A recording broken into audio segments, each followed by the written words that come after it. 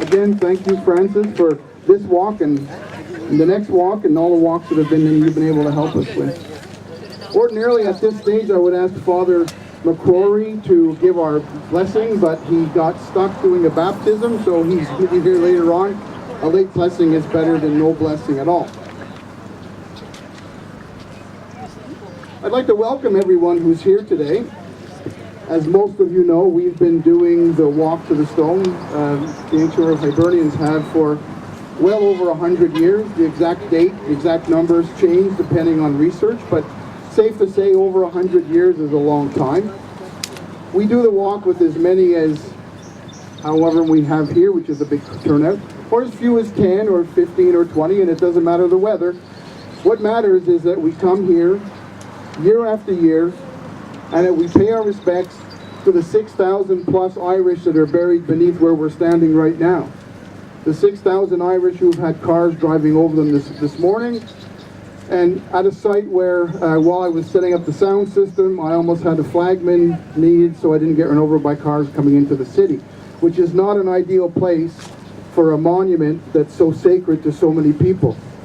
The 40% of the population of Quebec can claim some sort of Irish heritage, so that's a lot of people who have a very vested interest in this site and the commemoration and the ongoing commemoration to make sure it's done and done respectfully.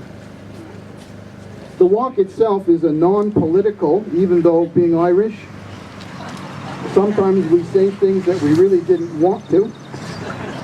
It's not the intent, it's not political, it's about all of us showing up together and all of us paying tribute to the story of 1847, which our ancestors survived and went on to make such a great contribution to the city of Montreal, to the province of Quebec, to Canada, and even down to the United States. I have friends in New Orleans whose great-grandparents came through Montreal, and they're in New Orleans. So the effect we had on this whole continent is unbelievable. Today I'll be introducing some people who have asked to speak. They're here today to share their history, their own personal dedication to the Irish story of 1847. It's not about anything political. Please, all the people who are talking, who have approached me to talk and have approached me to reach out to you, it's always in the spirit of sharing the Irish experience, period, and what the history of what this means to us all. We do have a number of people I'd like to recognize. Of course, I won't recognize the individual Irish groups here, because that will take most of the day. And I usually get somebody who gives me that eye when I forget them. So I'll recognize the dignitaries as the St. Gabriel students and their principal, Jim Daskalakis, who have been part of this ceremony since I've been doing it, I believe, 2005. And as I like to say at every single walk, they are the true dignitaries because they hold our future. And by them participating in this walk, they get a feel for what happened here in 1847, and it's that feeling that they can carry forth to their own children and grandchildren. So it's very important that they are here. Another very important aspect is the St. Gabriel's Church, because no community is a community without a church and a school. And Point St. Charles is well known for their community, school, church, and all the different volunteers that do so much around the city. So we're well known in that regard, and I too am a pointer. I'd like to recognize Chief Christine Zachary Dion. She's Chief of the Mohawk Council of Kahnawake. Mr. Thomas Mulcair, leader of the New Democratic Party of Canada.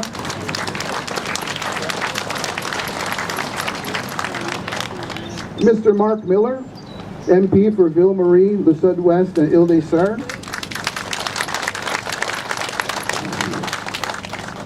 Jeff Kelly, Quebec Minister responsible for Native Affairs. Dominique Anglade, Minister of Economy, Science and Innovation. Mayor Denis Coderre, Mayor of Montreal, of course.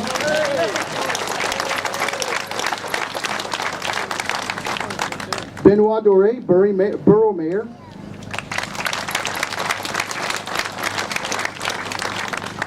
Craig Sauvé.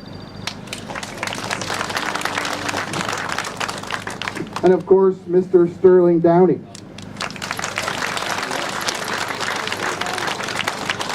If there are any dignitaries who have come after I put together my list, I'm sorry I didn't have a chance to meet with you and get your name put down, but as you can probably imagine, it's a lot to get done in the morning when it's such great weather and everybody's raring to go. So the next part of the ceremony would be, sorry, this is my grandson Kian, this is my granddaughter Emma.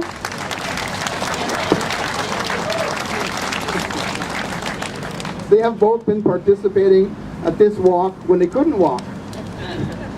Now, as you can see, not only can they walk, they can climb. I'd like to take the opportunity to start laying the wreaths, waiting for Father McCrory to come. So first, if I could have the students of St. Gabriel's School bring their wreath and lay it.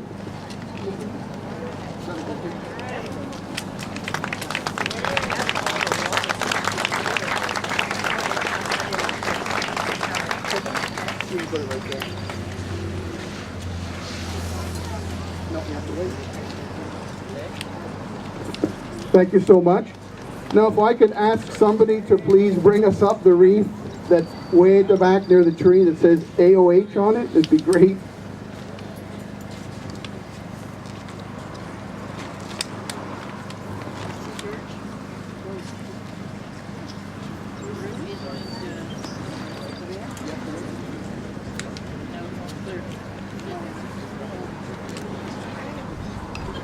If I can ask the students from St. Gabe's to come back up and help the AOH lay their wreath.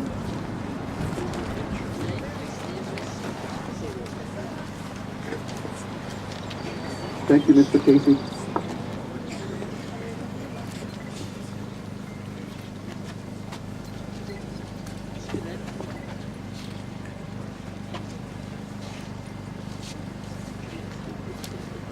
Good job.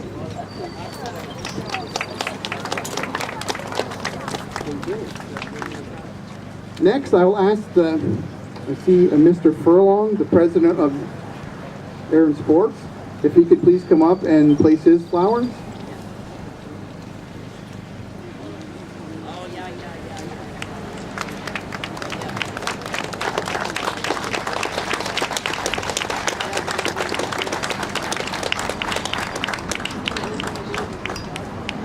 You want to say a few words, Tim? No. I want to thank everybody for coming. This is a little home for me because I was born right across the street from this rock. The houses were here. Victoria Town, there's a monument over there. Also for those that served in the Second World War, the Victoria Town people passed away. Go by after and say a little prayer. And thank you all for coming. Thanks, Tim.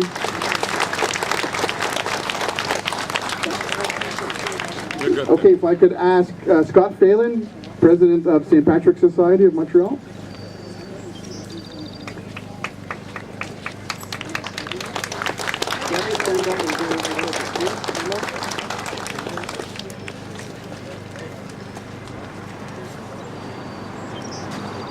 Scott, would you say a few words?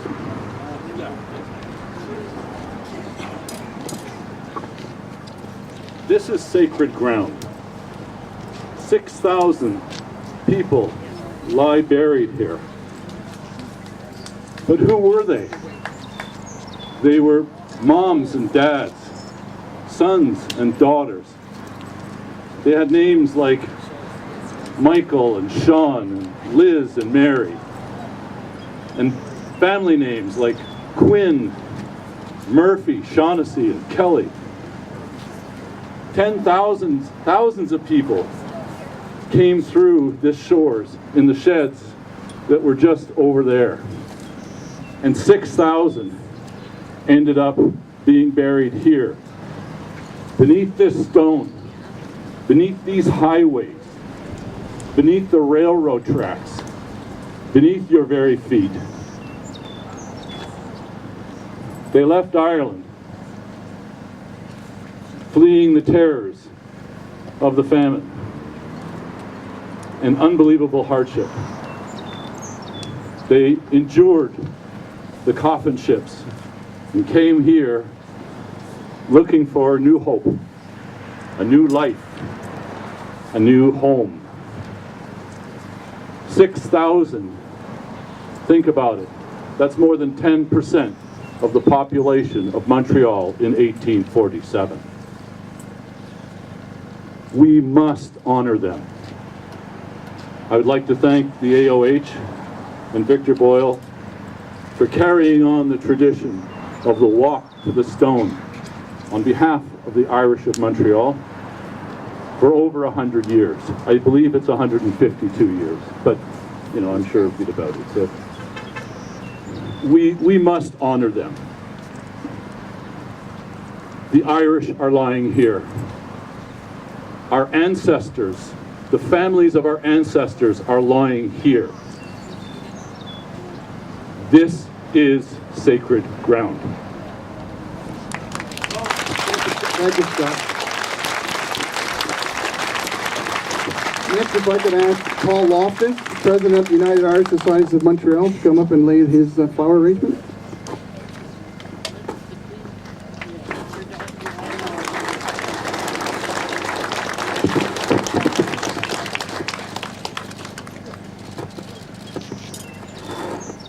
Thank you, Victor.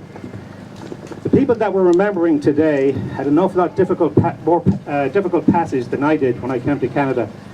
I arrived at Dorval Airport on a plane, but when we think of the hardship that these people had to put up with in these famine ships, so many of them lost their lives on the way over here. I think it's a really fitting tribute that we're all here today to look and to remember the endurance and the patience of these people. They fled, I don't call it a famine, I call it the Great Hunger, because there was still food there. So a famine is when there's no food. There was food in Ireland. In Gaelic it's known as An Gorta Mór, which means the Great Hunger. So these people fled, they tried to get a life for themselves in Canada, and as we look around here on these grounds, this is where they're buried. So it's extremely important that we pay tribute to these people and that we never forget what they endured. We've had a few ministers from Ireland in Montreal recently, and they, like I, can't thank Canada enough for what Canada has done. Because even in the last recession, just a few years ago, Canada opened its doors and welcomed Irish immigrants again. We're still coming here, we're still coming to Canada, and I think I'm living proof of that. But things are an awful lot different now than they were before.